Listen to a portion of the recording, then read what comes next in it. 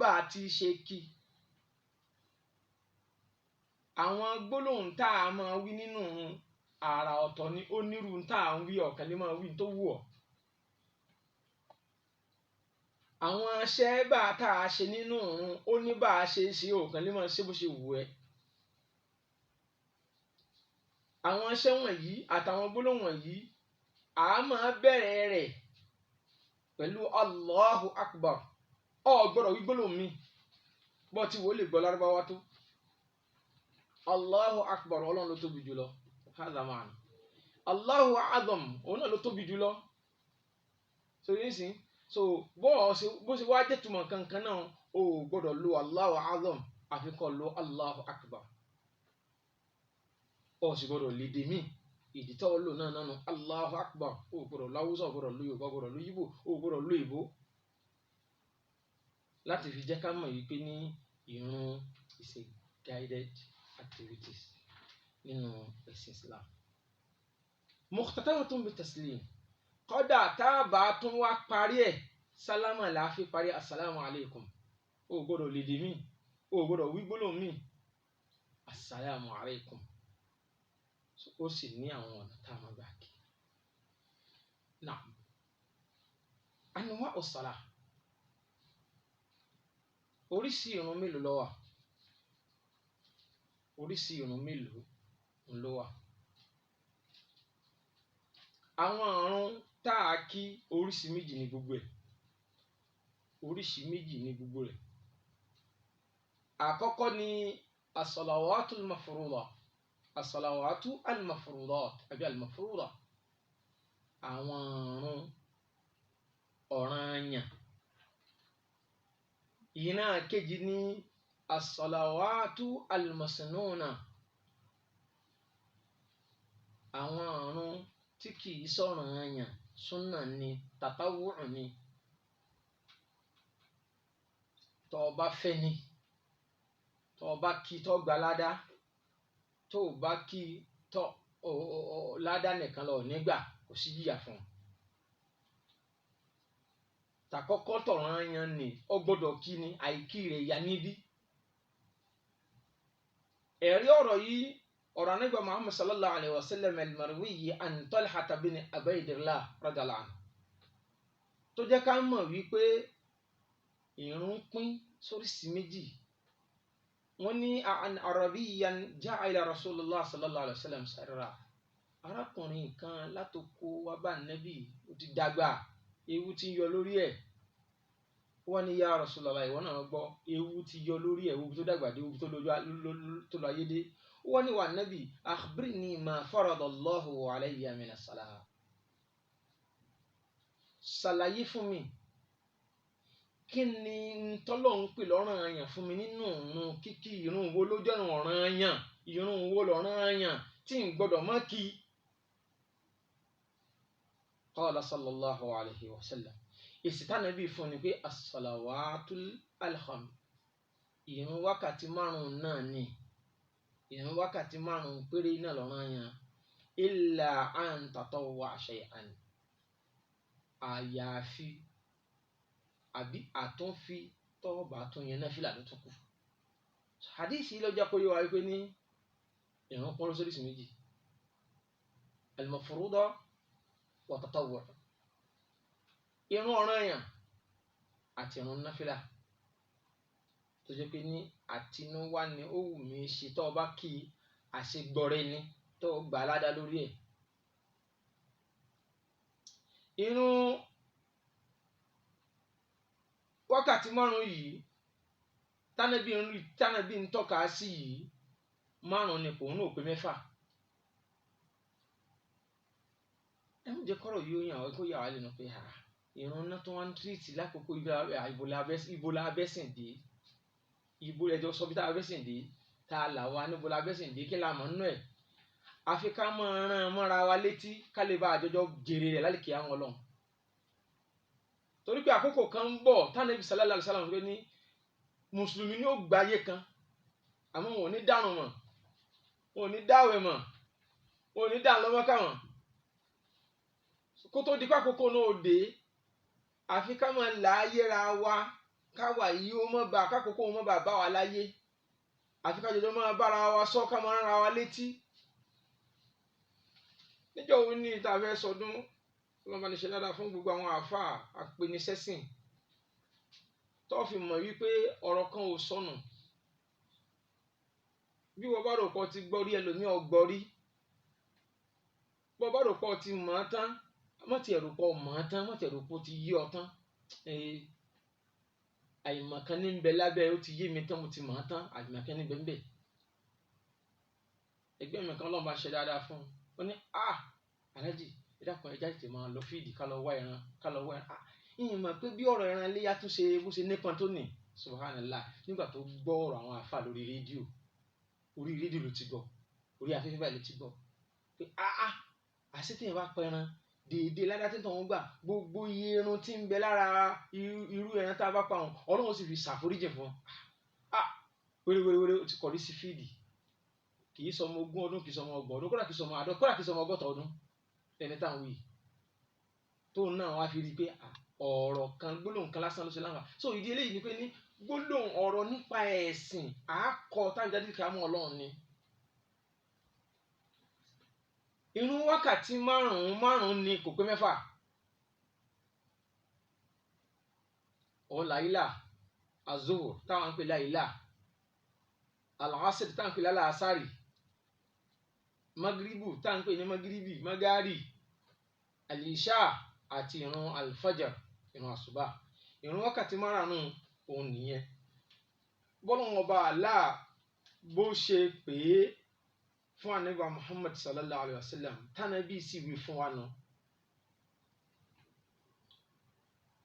ẹ̀rí wípé wákàtí márùn-ún ní ń bẹ wákàtí márùn-ún là á kì í lọ́lọ́run béèrè lọ́wọ́ wa. Anas ibn Malik radiyallahu anhu ó ń sọ fún wa nínú àdìsí ó ní furidati ala nabiyyi sallallahu alayhi wa sallam as-salawatu laylata usriya bihi 50.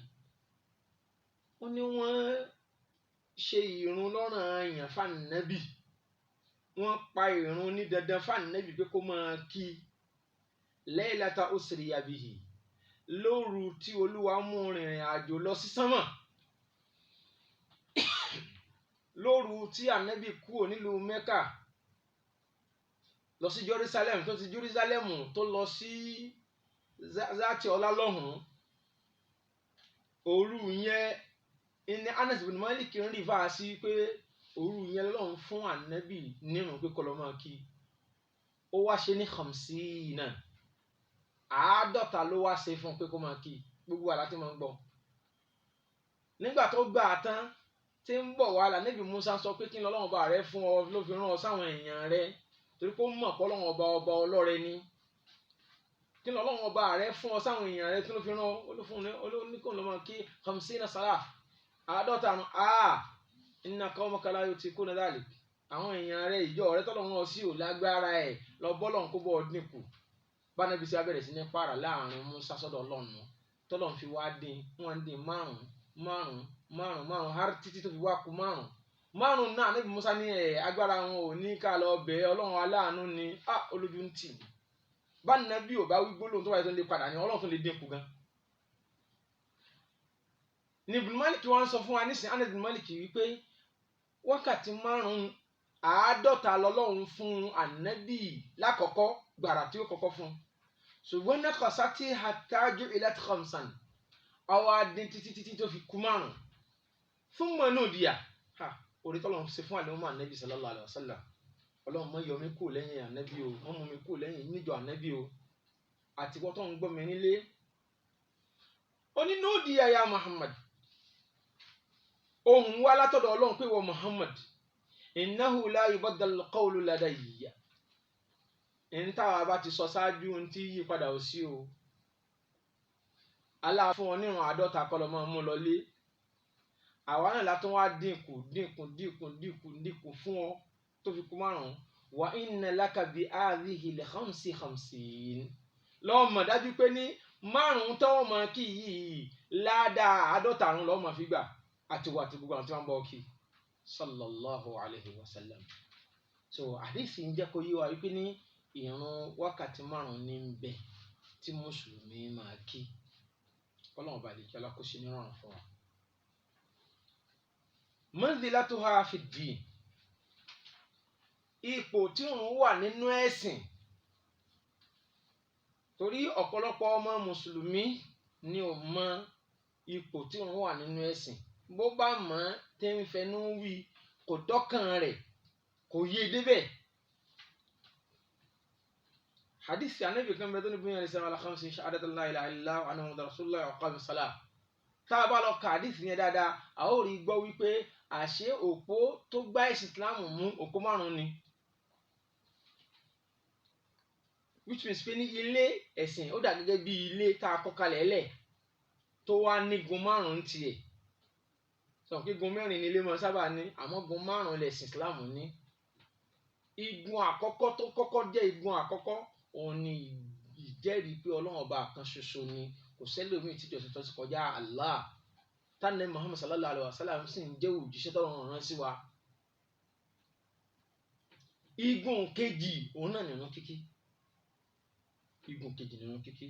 Igun kẹta òun ni ká yọ zàká. Ẹlẹ́ẹ̀kẹrin ni ká lọ sí Mẹ́kà. Ẹlẹ́ẹ̀karùn-ún ni ká gbààwẹ̀. Bí àdéhìí tí mo kà í ṣe tó nù.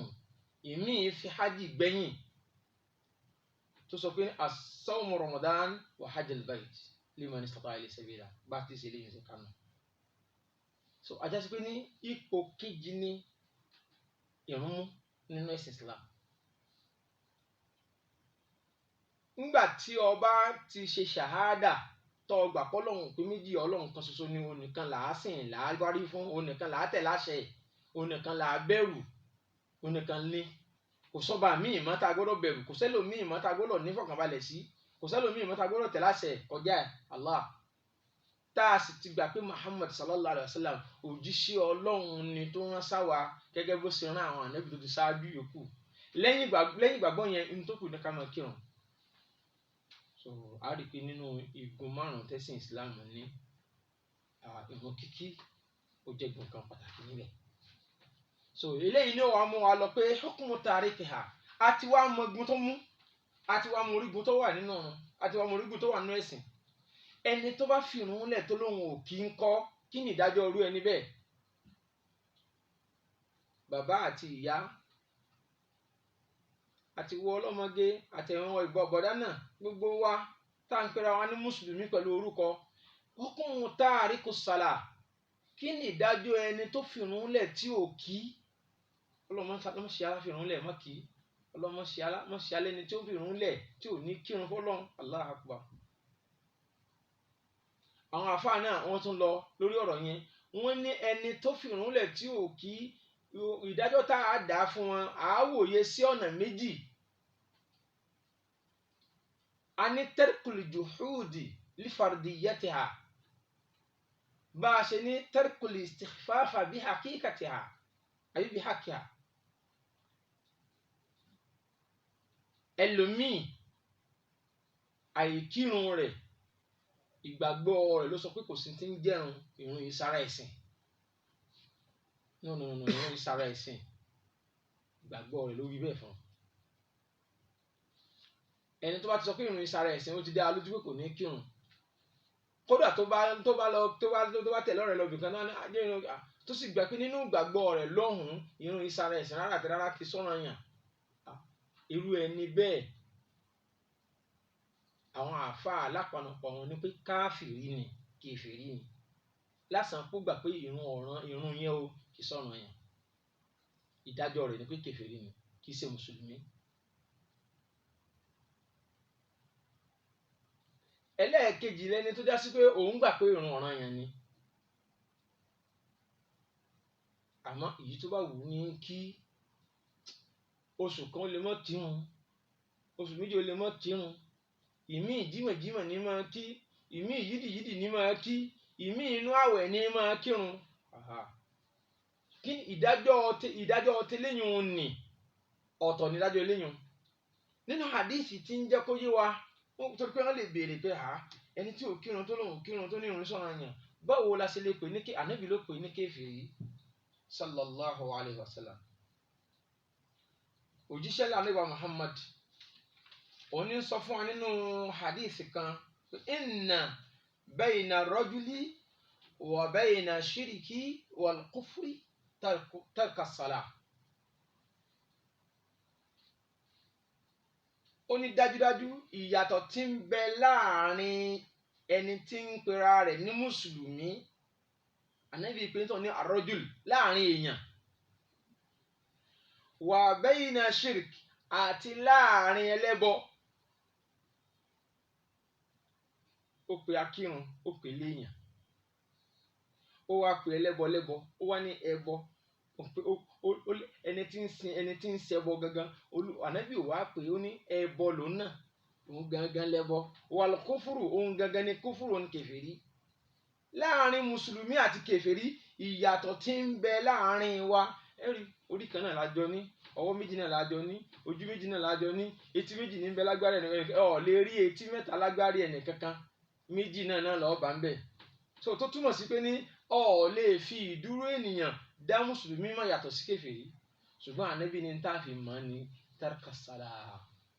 àìkírun làá fi mọ̀ dá kèfèrí mọ̀ yàtọ̀ sí mùsùlùmí ìkírun làá fi mọ̀ pé mùsùlùmí lágbájá ìrun kíkí làá fi mọ̀.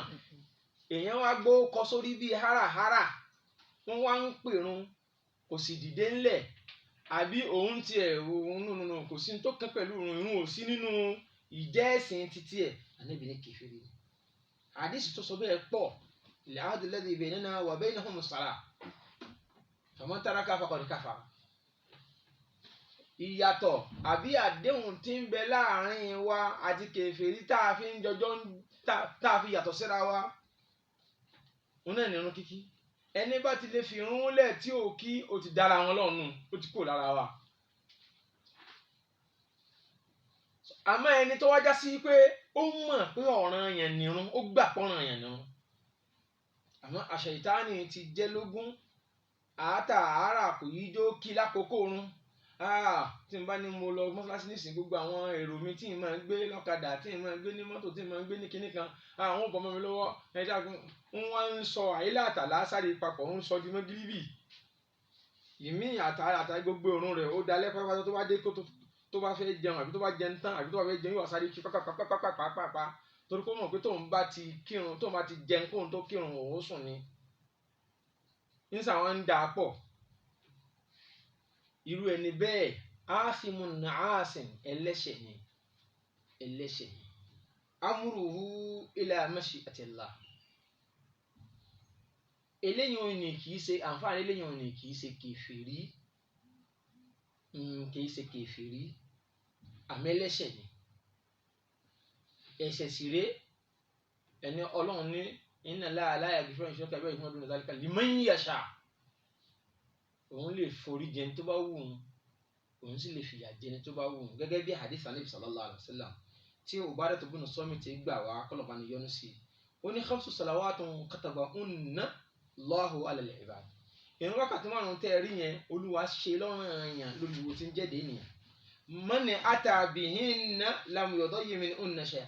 ẹni bá kírun wákàtí márùn-ún yẹn bó ti tọ́ bó ti yẹ lákòókò tá a kí bó ti yẹ ká kí tí ò fi kankan ráre.